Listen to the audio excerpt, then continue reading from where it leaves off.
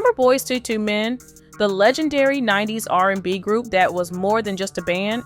They were the very essence of our teenage years. Their smooth harmonies and those tear-jerking ballads, baby, they were the soundtrack to our lives. We hollered, we fainted, and yeah, some of us even shed a tear or two. But honey, let me tell you, the real tea was brewing offstage. Wanya Morris, the group's powerhouse, wasn't just dropping hits, he was dropping jaws with all the rumors and scandals swirling around him. Beefs, messy love affairs. Was Wanya really living the R&B dream, or was he starring in his very own reality show, packed with all the drama and plot twists you'd expect from a soap opera? Let's get into the tea, Chili. Wanya Jermaine Morris, born July 29, 1973 to Carla Morris and Dallas Thornton, was destined for greatness. It all started at Philadelphia High School for Performing Arts, where Wanya linked up with his future Boyz II Men brothers, bonding over their love for music in the spotlight. In 1987, when Morris stepped into Unique Attraction, what would later become Boyz II Men, he brought that vocal fire that set him apart.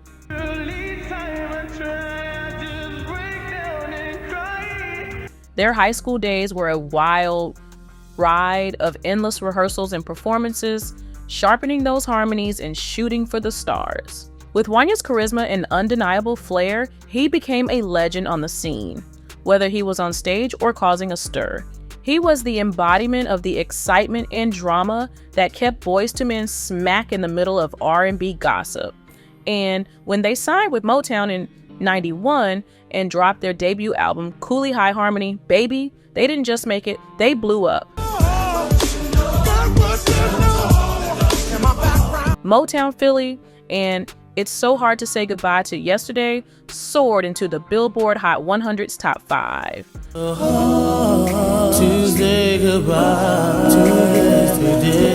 But the real jaw-dropper, their 1992 hit Asterisk End of the Road Asterisk that took over the charts and didn't let go for a whopping 13 weeks.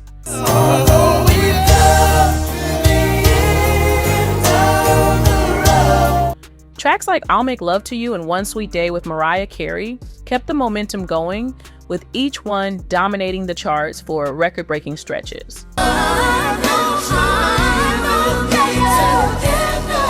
And when they knocked themselves out of the top spot with On Bended Knee, they cemented their place in R&B history. But Wanya wasn't about to just bask in that group's success. That same year, he jumped into Black Men United, bringing us the smooth single You Will Know from the Jason's Lyrics soundtrack, proving he was more than just a group singer. He had a whole vibe, adding another layer of drama to his already colorful career. Being part of a hit group like Boyz II Men at such a young age, baby, it was bound to stir up some drama behind the scenes. The rumor mill was always buzzing with talk of possible beef between Wanya and fellow lead singer Sean Stockman. Despite all the whispers and speculation, nothing concrete ever surfaced, and Wanya and Sean have kept up what looks like a rock-solid brotherly bond nearly 3 decades later. Love you, bro. I love you too, man. Enjoy yourself, bro. I'm about to go play some Ghost Recon. Yeah, I'm gonna play some Call of Duty after this too. So, hey, much love out there, y'all. Keep supporting, keep loving music, and keep yourselves at home. Their lasting camaraderie says a lot about the respect and tight connection they share, but honey, the real tension was brewing somewhere else. The real drama was in the dynamic between Wanya, Sean, Nathan Morris, and the original fourth member, Michael McCary. When Michael left the group in 2003, it sent shockwaves through the fan base and the industry alike. The reason? Michael had been suffering from chronic back pain due to multiple sclerosis, a condition he kept hidden from his bandmates. This revelation brought a layer of heartbreak and intrigue to the Boyz II Men story, making everyone wonder about the trust and communication within this iconic group. Michael opened up about it all on Iyanla. Fix My Life back in 2016, spilling the tea on what really went down. Well, I was in Boyz II Men when I first saw some of the ailments start to happen. It was like little back spasms at first, and then they would get stronger and stronger. So each time it would get more harsh. Once I was about 22, it started going to full scale. They were saying that I have a nerve around the sciatica that was locked in place that could sever if I step wrong. You know what I'm saying? It's a possibility that you can be paralyzed. I have MS. Multiple sclerosis. Yeah. This health crisis stirred up some serious friction within the group. Michael claimed that when he was at his lowest, his bandmates turned their backs on him, leaving him with a deep sense of betrayal. And, of course, it was Wanya Morris who had to step up and respond to Michael's accusations. In an episode of Oprah's Where Are They Now?, Wanya defended the trio's choice to keep moving forward without Michael. Mike came into the group on a whim, but he was a phenomenon. He was the foundation that made us a solid a cappella, indifferent, you know what I mean? Because he was just, his voice was ridiculous, was no voice like it. One of the problems was, he had a back issue, and it could have been fixed. Instead, he stopped coming to work, and we had to move forward without him, and he wasn't really happy about that. And we actually, parted ways. And we worked, us three, we put our brick in and worked as hard as we could. But baby, the drama didn't stop at the group's internal battles. It soon spilled over to their peers in the industry. One especially juicy incident involved the Grammy-winning singer and songwriter Kandi Burruss.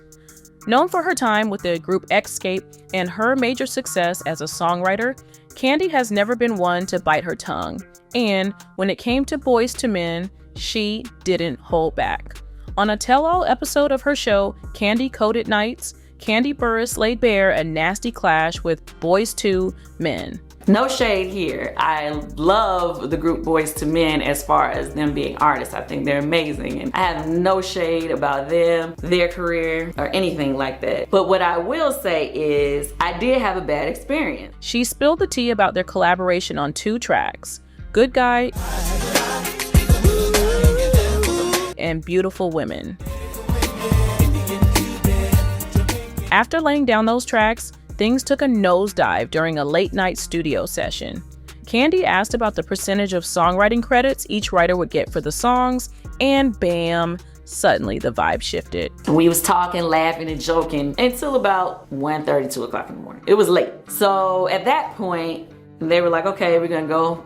They was going back to their hotel or whatever, because the next day they were supposed to come back to the studio and hopefully start recording the songs that had been written that day. It was my experience at that time that if you do collaborate with anybody, you should, try to go ahead and figure out what the splits are as soon as possible while it's fresh on your brain, because if you don't, people get amnesia about who did what and how the split should go. So I said, hey guys, how do you normally do your splits? She claims the group got all kinds of shady. Instantly, attitude shifted. And so they was like, splits? What you mean, how we do our splits? And I was like, well, I was just wondering, how you do, your splits. Like, because, everybody kind of like have a different way of doing it or whatever. They was like, oh, you want to talk about splits? And I was like, well, if it's too late, if y'all tired, it's cool, I understand, we can talk about it tomorrow. Because I was like, maybe I'm bringing it up and they tired and they think, why am I bringing it up? Because it's late at night. So they was like, nah. If you want to talk about the splits, we can talk about the splits. I was like, okay.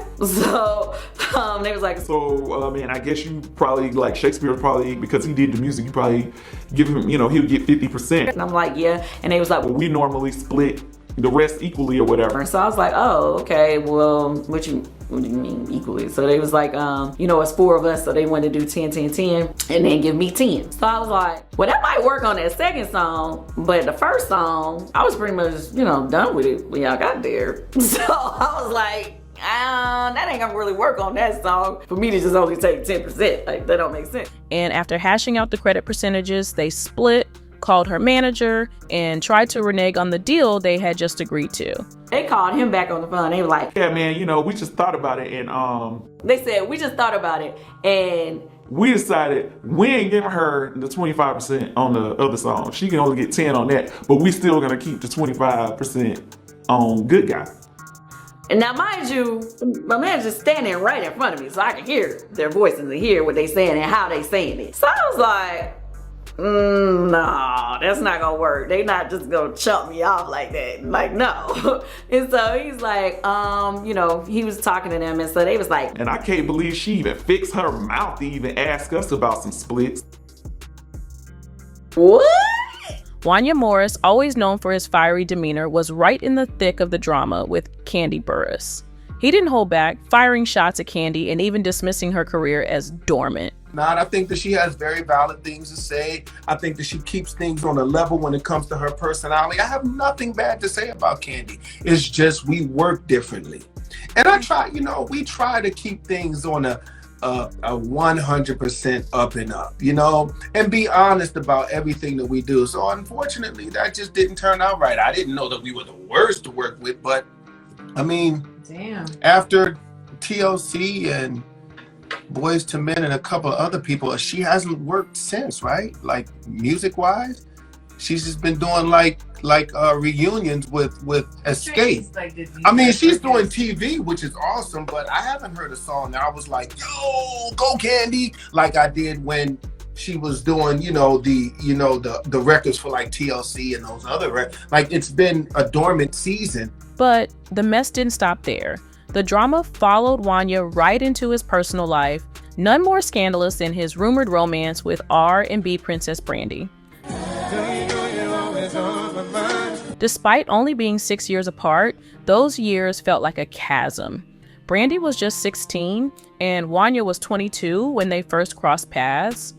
Brandy became Wanya's protege after her mom reached out, gushing about how much of a fan she was of his. Brandy and I were friends in the beginning. Her mother reached out, as well as my manager reached out to Brandy because Brandy was a big fan of mine. And I was like, wow, that's amazing, because this young lady was pretty cool. He set the record straight, shutting down the rumor that he was in his 30s when he first met the young singer. What happened is she became kind of like my little protege, you know what I mean? I'm actually the one that introduced her to Vita Spears and Ralph Fuqua. They came to us to actually do a TV show on the UPN network. And I said, well, Brandy's down the hallway and, she's basically, she was on the Thea show. Okay, cool. Introduced her to that. The show came to fruition. My mom and I wrote the theme song to the Brandy show. So Brandy and I were really, really close. Their relationship quickly shifted from professional mentorship to something much more intimate. And boy, did it set off a media firestorm. Fans and critics were all abuzz about the story of the teenage starlet and her older mentor. The age gap, with Brandy being just a teenager, had everyone talking and fueling endless speculation about what was really going on between them. Once she turned of age, we had been hanging around each other so much. We've been hanging around each other so much that there became to be some sort of connection, an intimate connection. We actually fell in love. Now, we were young. That's what happens. You're young and you fall in love. You know what I'm saying? Especially when you have the ability to be around somebody a lot, you begin to know things about them. You know what I mean? And they know things about you. Wanya even claimed that he and his mom arranged for Brandy to go to prom with Kobe Bryant, despite Brandy being his girlfriend at the time. But here's the kicker. Brandy was only 17 for that prom date with Kobe, making Wanya 23 at the time. But the age gap and timeline weren't the only juicy parts of this drama. Things got even spicier when rumors swirled about a love triangle. The gossip mill was abuzz with talk that Wanya was juggling a relationship with Adina Howard while still involved with Brandy. In a 2019 episode of Unsung, Adina Howard, known for her sultry image in the 90s, opened up about how her career took a hit because of her affair with Wanya while he was still dating Brandy. Two young ladies allowed their egos to get in the way and were kind of going through it about a guy. Adina spilled the tea, revealing that when Atlantic's then vice president, Sylvia Rohn, found out about the scandal, she advised Adina to steer clear of Morris. But Adina didn't heed the warning. She went ahead and spilled the beans about the affair to radio personality Wendy Williams. Adina's act of defiance had serious repercussions, stalling her career for good. Wendy Williams caught wind of it, called Adina, and Adina opened up like she normally would, except for she had some choice words in there for Sylvia and for Brandy. Well, that pissed Sylvia off. She was on fire. I said something very inappropriate about the head of the label, and she pulled up the emergency brake, shut everything down. The scandal even sparked wild rumors that Brandy's hit song, The Boy Is Mine, was actually about the affair between Adina Howard and Wanya Morris. The pair reportedly called it quits in 1998, just a few months before Brandy's 19th birthday. Now 50, Wanya is still rocking it with Boyz II Men, alongside the remaining duo. With a net worth of around $60 million, he's kept himself in the limelight, dancing his heart out on Dancing with the Stars in 2016 and popping up in various movies and shows. Wanya married Tracy Nash in 2002, and they have 6 kids together, 4 sons, all named Wanya, who are making their mark in the R&B world with their band One More.